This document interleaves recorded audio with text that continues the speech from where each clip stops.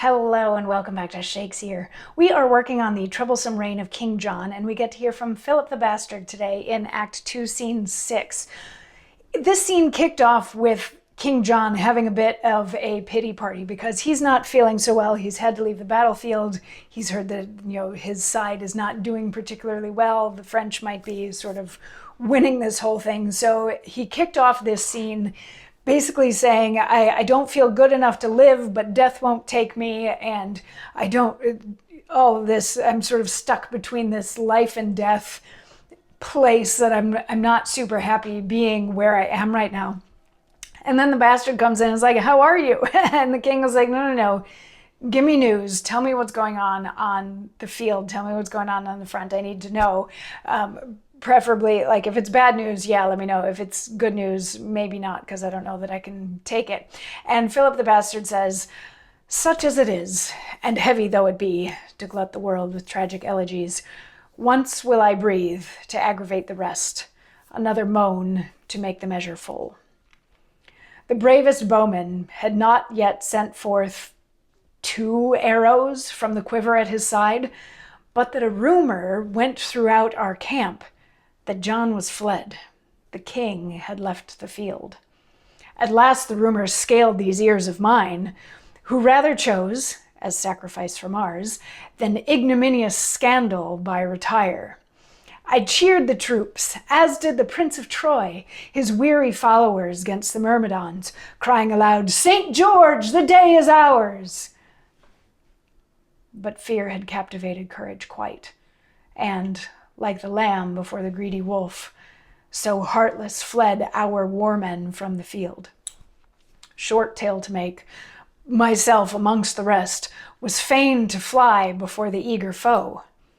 By this time night had shadowed all the earth with sable curtains of the blackest hue, and fenced us from the fury of the French, as low from the jealous Juno's eye, when in the morning our troops did gather head, passing the washes with our carriages. The impartial tide, deadly and inexorable, came raging in with billows threatening death, and swallowed up the most of all our men. Myself upon a galloway, right free, well paced, outstripped the floods that followed, wave by wave. I so escaped to tell this tragic tale.